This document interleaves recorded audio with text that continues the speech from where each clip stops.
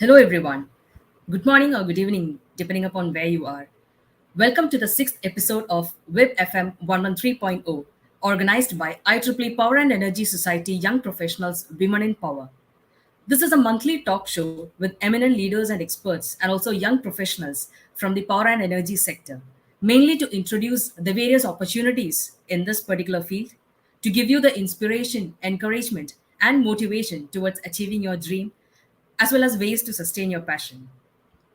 Today, I'm happy and excited to be here with my colleague, a young engineer from the wind energy sector who's passionate about clean energy and making the planet sustainable.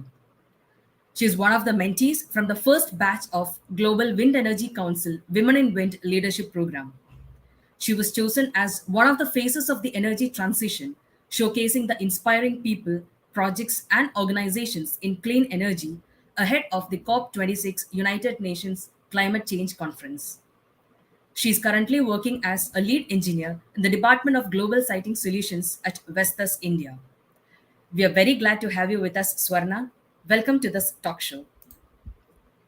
Thank you, Preeti. Thank you very much for having me and for the kind introduction. Good. So, Swarna, the wind industry knows you quite well because you have been a common face among the lot of social media handles. But for our budding engineers and our listeners, would you please introduce yourself, your cultural and educational background? Sure. So I did my bachelor's in electrical and electronics engineering from SVC.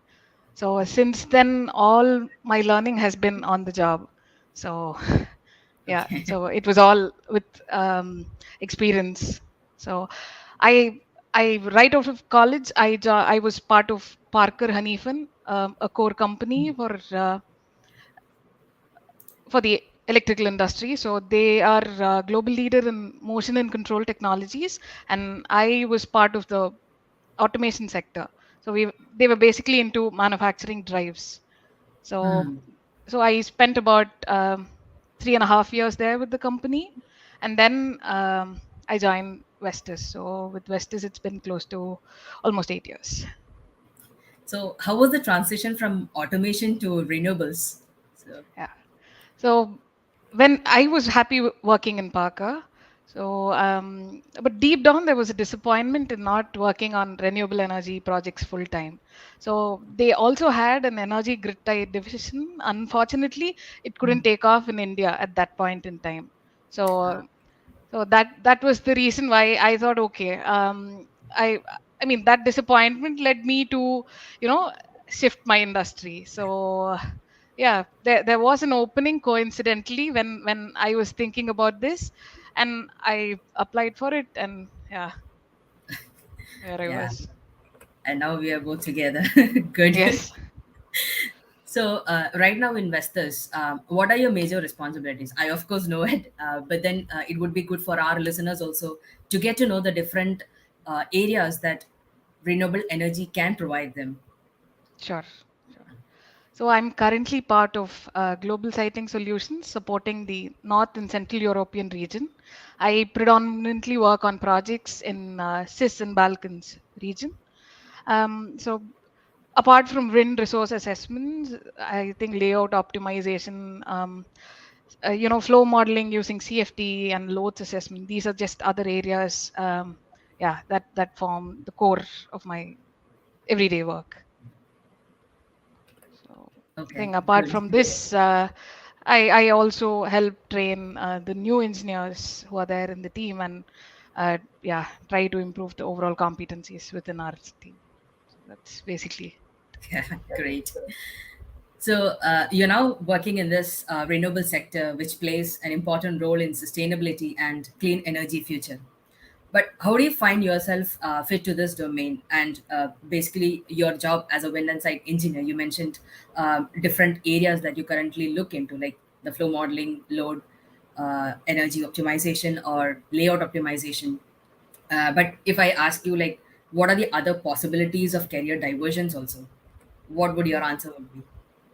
Okay, so apart from say just resource assessment, what are the others? Yeah, streams that you can take. So there's maybe one very obvious one, which is a few years of industry experience. Maybe you realize that you want to go into the you have a lot of people skills and you want to go in that line, so you can take up the responsibility of leading a team and become a manager, leading the team of engineers there, and that's very one obvious diversion you can take. And then if you also have an inclination for the for money, basically economic side of things, there's also the techno commercial role that one can take up. And they you can be auction or tender specialist, so that's another. And I think the most digressing one would be this, to gradually go into the policy side of things, maybe. So, I so think, yeah, this has been gaining a lot of attention these days as well. This investments, policies, this particular area, and it's not explode much also when true. compared to the other technical part. Yeah, Yes. that's a very good point. So, where do you find yourself in? Like, are you a tech person or towards managerial side? Which one do you I feel more comfortable? Okay. I find myself on the technical side, at least for Okay, now. Yeah. But okay, yeah, but I'm also open to challenges. But for now, I see myself as okay. specializing in this line. Yeah. Good, good. So, we'll be dealing with quite a lot of stuffs in the organization. And for many of them, work can be exciting and interesting, but for others, it could be challenging. So, how do you find your current job? I find it very interesting. So for Yeah. me, any project I take is a very unique opportunity of bringing out my best. So, so the favorite part of my job, if you ask me, is modeling the local wind regime based on the Mm, limited measurements we receive from the customers. So, optimizing the site to capture its full potential is what is the favorite part. And yeah, to this day, I find it very interesting. And if it's a new market or a new country, I think it's even more interesting for me. yeah, you start from nowhere and then you end up being an expert in that area. And over the course of time, I think if you see a site, then you will be able to understand, okay, this is going to be the wind speed here, this is going to be the wind shear, and yeah, it's really good. I also find it really interesting from the day-to-day job that I do. It's not same, and that is what is keeping me focused to this, and I find it more interesting, as you said. It's the same, but challenges, that has always been a concern for everyone. Some are able to take it positively, but for others, it's a really tough situation. And power and energy sector being predominantly dominated by men, do you think it is difficult for women to enter this field? Are there any particular challenges that you feel is resisting them to be an energy engineer or a power engineer? Not in the present scenario, Preeti. Hmm. Maybe if you had asked this question, say, 10, 15 years back, I would have said yes or maybe and listed a few points. But now, to start off in this industry, I think things have changed and are getting better. So, as such, entering the industry, I see no issues, major issues. But once you enter the industry, what can happen is, you still see low representation of women in STEM jobs. So that is one thing uh, I'm at least hopeful that it'll change and improve further. But again, in terms of seniority or you know jobs that involve a lot of experience, you see the numbers coming down, the diversity mix getting down. And I feel it should come even at the recruitment stage itself. You'll have to consciously adopt some practices that ensure that you have a very diverse mix. You have diversity targets, or have a very inclusive recruitment process, to ensure that you have a very diverse mix of employees.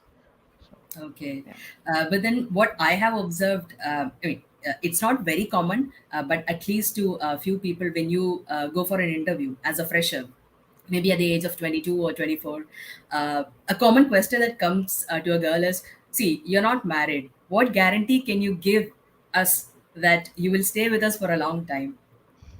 That has Uh, been a really tough question, and I our myself, employers still asking that? yeah, I mean, I myself had this experience a few years back during, actually, for the first job. When I went for the interview, I was asked, but then I don't remember what I answered. But it's a bit tricky there. It's hard to convince. True, true. I think, yeah, the whole perception has to change. Yeah, Hmm. I think it's this generation. I think it is getting better. I think by next generation, this even the perception or the mindset should have been changed. So that's what I'm hoping for. And yeah. Hmm. But if I ask you, based on your experience as a young professional, have you come across any hindrances where you have been questioned or restrained? Um, I can recall two instances. So one with my first job. So I was a project engineer there, and part of my job involves going for sites. So Hmm. obviously the company was and if you look at the sites, they are basically hot and cold rolling mills, and they are located in various parts of the country in remote places. And again, the place mostly comprises of male, and you don't have women in the vicinity or no residential areas. So that's how the sites are for us. And naturally the management was concerned about our safety, and I never had opportunities of going to sites. So Hmm. I felt really bad about it. And yeah, and I very assertively told the management that I would like to go on sites, and I think the experience one gains on site is very much Hmm. different than sitting in the office and doing projects. So um, yeah, it was a matter of safety. But I said, okay, for starters, let's can you ensure that I'm part of all the projects that happen locally, so that I can go for local visits? So they saw my interest and passion, and it was a starting point. And yeah, all the local sites, there were a couple in Gummidi Pundi, in suburbs of Chennai, and I could Hmm. go on. And I think slowly they also became more open, and I started.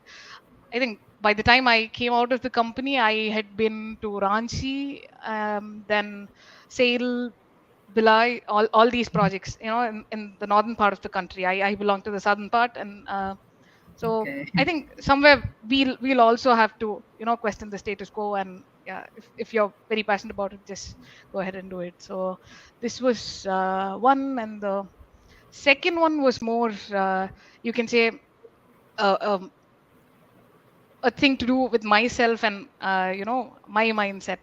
So yeah, I'm married and I have a kid who is 5 years old. So you know during the maternity break and before joining office, there's this guilt that's usually associated with leaving your kid at home. And you've had this break, and okay, what will happen? There'll be a lot of gaps in Hmm. learning. And ours is very dynamic. And yeah, uh, the very problem of missing out on many things and opportunities during that phase. So that was a difficult period, but I was fortunate to have a very good support system at home and at office. And yeah, I think that was probably a low point, I would say. And Hmm. but again, I bounced back. So yeah, so Yeah. these were two such instances that I could recall. Yeah. Yeah, I can imagine, like, anything can happen within those 3 or 6 months. As you said, it's quite dynamic, and we don't know how things are developing. Maybe some things are happening in the background, but we actually don't know until it comes to you in front of you, either in the social media or somewhere out there, and then you realize, oh, okay, this has been going around, so now I need to get updated. So this True. kind of thought keeps coming in. And I really like your positive attitude, uh, like open to challenges, and you would like to go on site visits. So that's something which we don't see as a common behavior among girls. They're a bit hesitant, and especially if you ask them to travel alone to a remote location, they just start thinking, okay, I should go, and who's going to accompany me? And if there is nobody, then how do I convince my parents? So all these things are some of the I wouldn't say bigger challenges, but at least some of the challenges that can happen to girls. But good that you have a different attitude, and I am really impressed with that. Good. And as I said before, you are one of the first batches of the GWEC Global Wind Energy Council Women in Wind Leadership Program. So, for those who don't know about this program, can you please elaborate more on this, and also share your experiences with our viewers, because that would be a motivation to them. For sure. So I think this GWEX Women in Wind Leadership Program, it was launched in Wind Europe conference that happened in Bilbao, Spain in 2019. So that was the first edition of the program, and I had applied for it. So I was among the 8 professionals, and the only participant from India in the launch program. Yeah, it was quite tough. The program had an acceptance rate of 6%, and I think it has slightly increased now for the better. But yeah, it is for a period of 10 months. So the heart of the program is the mentoring tandem. So even when you're filling in your application, based on your areas of interest and aspirations, they will put you in tandem with a mentor who's an industry expert, and this goes on for the 10-month period. And along with this, there are also knowledge transfer webinars and study tours and an achievement ceremony by the end of the program. So I think to describe it in one word, it was life changing. Um, be it the mentoring tandem I had with Anna, she is from GE. It was great. I mean, it helped improve myself as a person, as a better person, personally and professionally. And then yeah, to keep a tab on all the state of the art technology, the industry happening in the industry, the knowledge transfer webinars helped me to a great extent. And then we were the fortunate batch that was, the pre-pandemic batch. So we had these Yes. actual tours happen, the physical tours. So there we got the opportunity to go to Germany and the UK, and there was also ministerial conferences that were part of the program, and some industry visits, along with meeting some NGOs and other industry experts. So that happened. I think it was for 5-6 days, the study tour, and the achievement ceremony was for 3 days, and it happened in Abu Dhabi, and it coincided with IRENA's General Assembly. So we also happened to participate there. So Really lucky too. yeah, for sure, for sure. If there are, say, listeners who are in the call and who have any second thoughts about whether you have to apply for it, say in the next edition or so, I would highly recommend this program and just go for it. Yeah, I think the fourth edition, the applications just got closed this February. I think it was a fantastic 10-month period, and it doesn't stop there. So there have been subsequent editions of the program, and we are part of yeah, the meetings, since they're all virtual to this day. Yeah. Yeah. So, do you still keep in touch with your mentor, or? Yes, yes. Occasionally with my mentor, and of course with the other participants who were there. So we got the opportunity to get together twice. So it was fantastic, getting to share and connect with like-minded counterparts. I think it was fantastic, and we are still in touch. Yeah, I can see that the program was indeed a wonderful opportunity for you. And we have been hearing a lot on those opportunities, like the doors of opportunities will not open. You have to find the key on your own. Then there is also saying that when you get an opportunity, even if you don't know, just say yes and then think about how to do it. What's your take on this? Do you first analyze it and then give a yes, or is it the other way around? Yeah, I am a very intuitive person. So if I have a good feeling about it, I just jump right in. So Okay. that's how I am.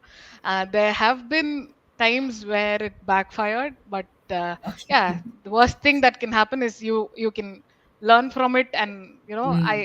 I'm of this so what next mentality. So I mean, it's worth the risk. Just go ahead and do it. So yeah, In simple that's me. statement, you can say like just go for it, isn't Yeah. it? Good, good. And there's one more saying, sort of exclusively for girls, that girls are driven towards perfection. They are taught to be in that way. I don't know whether it's right or wrong. Sometimes I also have a similar thought, and because of that, I feel I should be delivering consistent results. But many a times I get stuck, and you might be knowing it, different situations that can happen. So, how does it feel for you? What, according to you, are the factors that affect consistency? Yeah, I think key factor is boredom. So if you I am a person who enjoys challenges. The minute uh, I realize I'm not being challenged enough, it definitely affects my results. So that is one, and I think stress also has a role to play. Stress and lack of time. So that is another aspect that can contribute to this. But yeah, and when you are not in your zone, and you're not able to you know utilize your skills to your best possible potential, I think that's when it starts showing, right? You'll not be able to keep up with it. But if you talk about being a perfectionist, I think yeah, that's also something that I learned the hard way.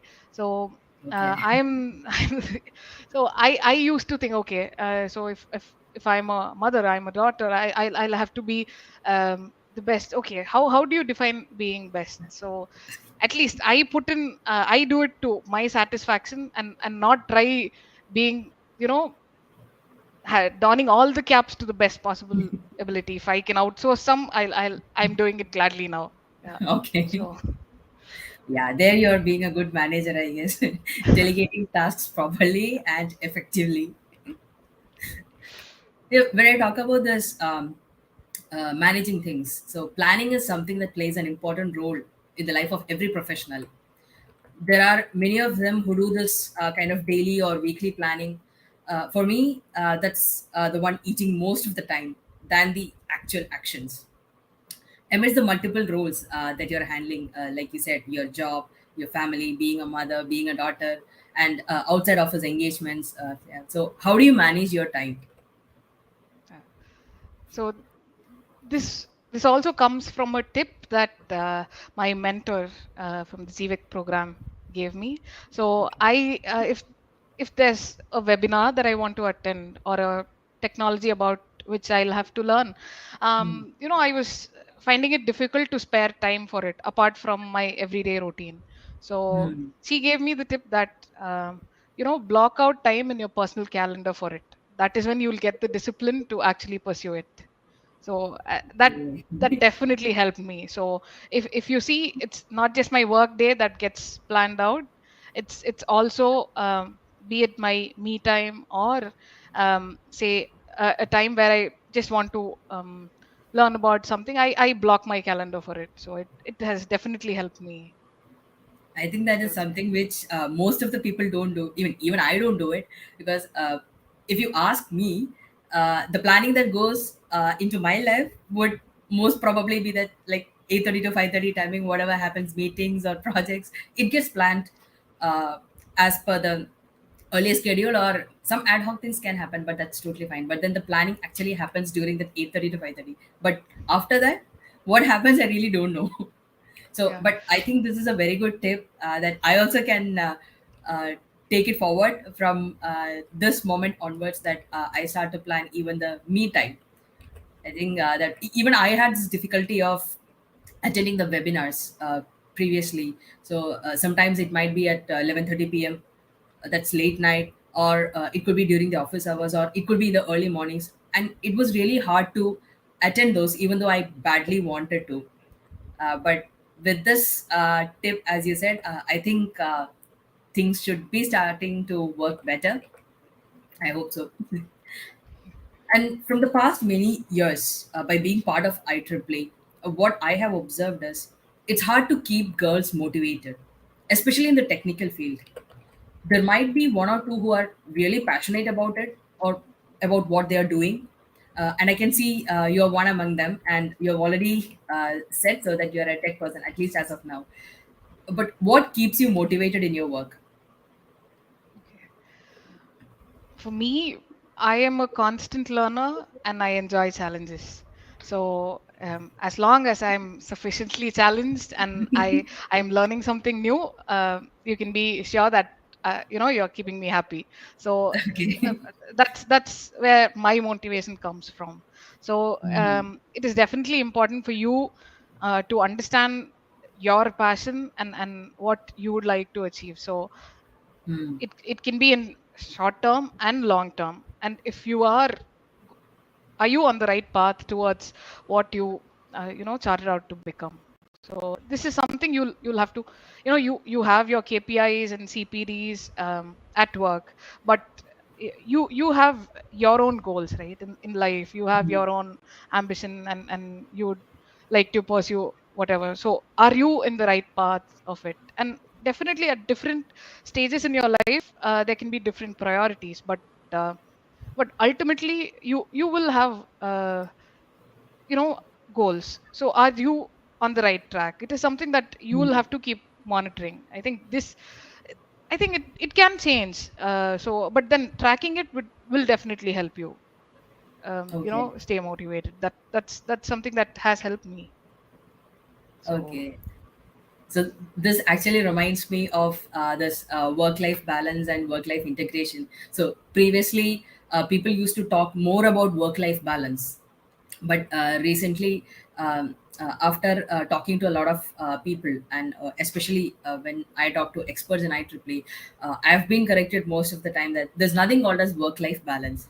It's work-life integration. What is more prioritized for you right now, you just do it, whether it is related to your work or your family, it doesn't matter. Which is more exactly. important to you right now, just do it. And if you may have to you may have to let go of your passion or hobbies also during that time, at least for a short period of time. And then it's okay, just let go of it, but only for a temporary period, and then you can come back to it later on. So start planning things accordingly. If you feel that your family is important right now, just give importance to that. You can do your work later on, and after that just come back to your work. So this has been constantly banked by a lot of people in IEEE. So I think that very well fits to what you also said. It's similar.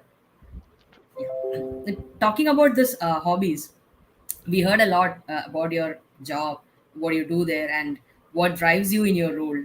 But apart from all these things, how do you spend your time? Any particular hobbies that you have? Okay. Well, hobbies took a backseat for a while now, but I think in the last year or so, from the last year or so, I have been consciously including it, in my schedule. So there are two things that I love to do in my free time. One is reading books, and the other learning new languages. So now I now have the opportunity of leading this book club here at Vestas. So that is Hmm. helping me, stay motivated on the reading front. So Okay. that is one, and the meetings and the interactions that happen there are definitely motivating me to at least for 10 minutes a day, atomic habits. Okay, So that's at least wonderful. start small and yeah, go further. And then on languages, I learned French for 5 years back in school. So after that, Hmm. it's like it's a long break, and I've lost touch with the language. But this year, I thought, okay, I have the books, but I'm just not taking the time out. So I'm back to my classes, and I plan to do my get my DELF certification now. So that's happening Uh, in parallel. So je parle un peu français. what was that? Okay, I said I speak a little French in France. Okay. Because I couldn't understand anything. I don't know even a word of French. Right. Good, good. That's wonderful to know that when people say they learn new languages, it's mostly related to the languages that are within India. But this is something different and quite interesting as well. You get an insight into the if you take French, their say cultural literary aspects when you learn the language. So you can get to know a lot about a country's culture by learning the language. So Hmm. that has been the case with French or Japanese. So yeah. Okay. So if I ask some more related to the French, so what do you say? How are you in French? Okay, so there are two ways of saying it. In a formal scenario, you can ask "Comment allez-vous?" Means how are Okay. you? Yeah, Como te levo? Okay. yeah, Good. yeah. And how do you say I'm fine? Um, Je vais très bien means I'm doing very good. Je Okay. vais At très least, bien. Yeah. okay. Very good. At least I learned one new language, few words today. Good. Good. And our sector is quite diverse, but at the same time, fast growing and promising one. How do you think our young female engineers should prepare themselves for the advancing technology in renewable sector? Yeah, true, true. This is a say very dynamic field, and Mm. maybe a few pointers would be to keep a tab on the latest technology by through all these specialized magazines. Say if you take Wind for example, if you can afford it, go for subscriptions of Wind Power Monthly or Recharge. So they definitely help you keep a tab on the upcoming technology. And Mm. though there's a lot of negative things that happened with the pandemic, there's one very positive thing that happened, which is the virtual webinars. So Mm. unlike the physical events where we could not attend some very important events, now we have them all online, and most of them being free, you can attend them. So the wealth of information is out there in the form of webinars. It's up to you to choose and pick and devote time for it. So that Mm. do attend webinars as much as you can. And you also have a lot of online course platforms, and they come up with courses of the latest technology. It's not essential that you have to go do a diploma or a Mm. full-fledged course and be a part of university. You have all these platforms where you can take up a course. And then I think the most important one is having a mentor.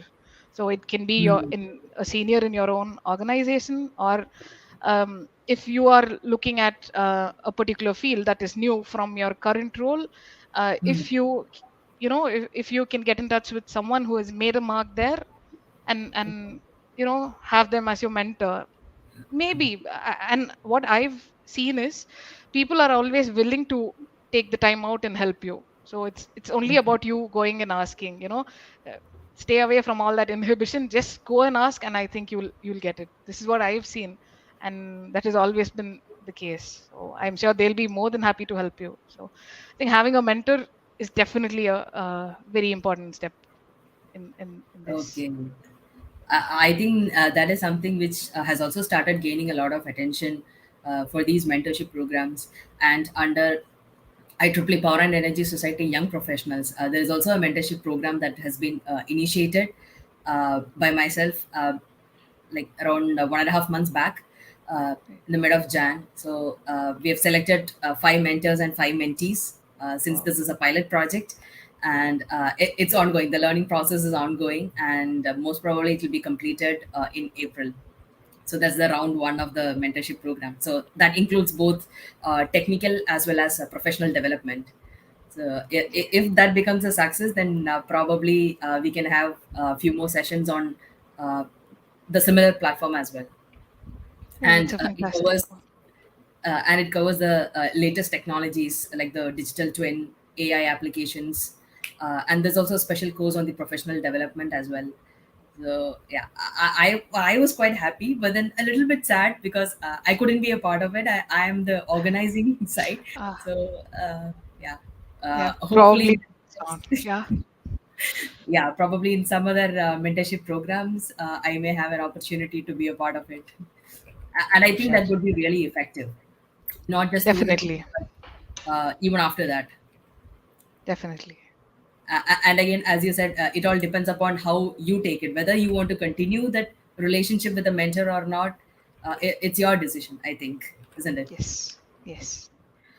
And I also think that every year the skill set that is needed in this particular sector needs a revisit.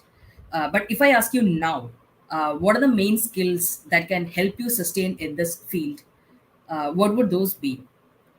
I hope I'm not being a professor here, demanding answers from you, but yeah. Definitely not. So I can maybe put them all under an umbrella, and there are just three skills, and I think the others are probably subsets of it or will come Mhm. under this. First Okay. being people skills.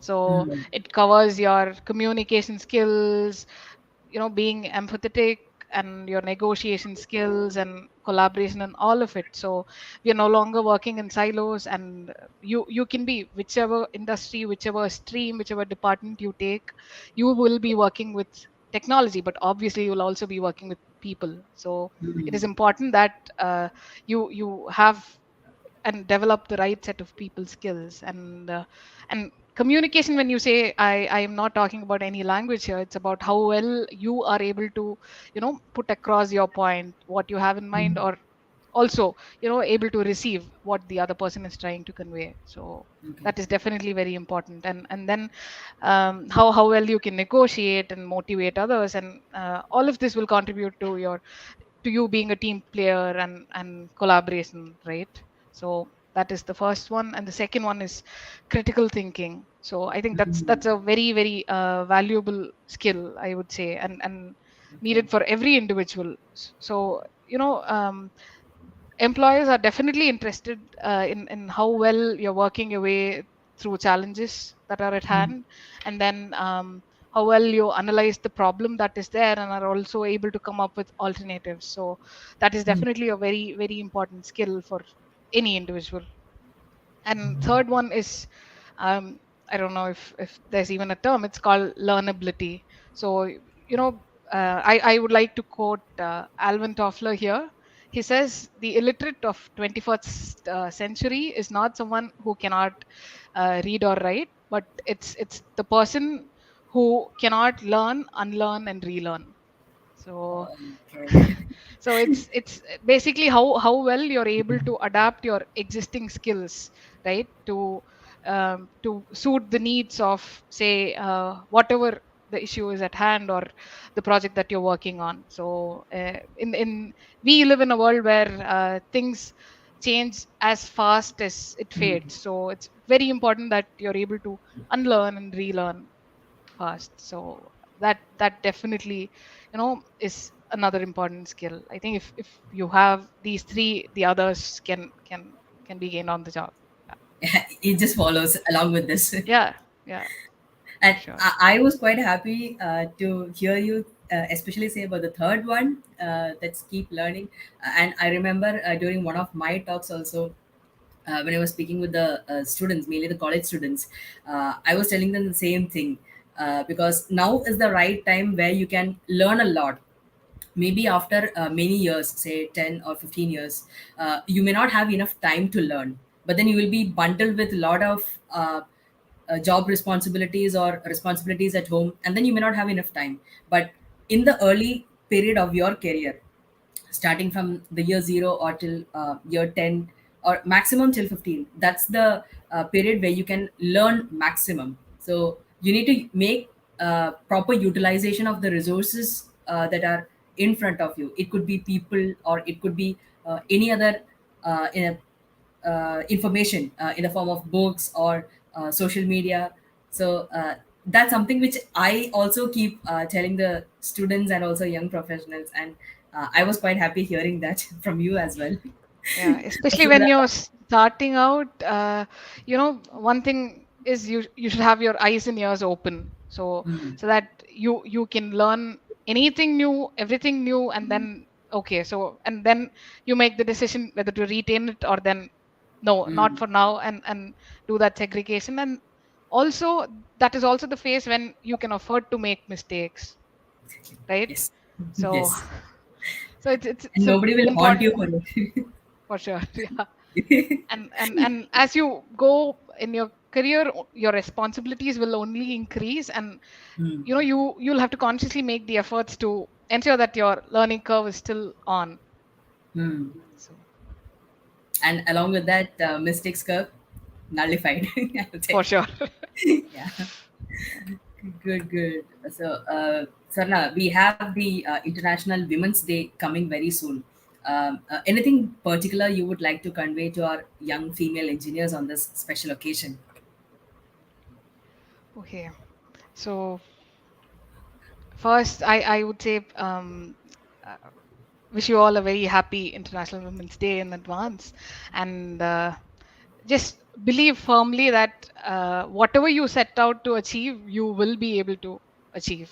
And uh, and uh, it can be the scenario that the external factors are not helping you, but you will have to be your own champion, and that has to happen always, and come out. So it'll that attitude will definitely help you, personally, professionally, and always.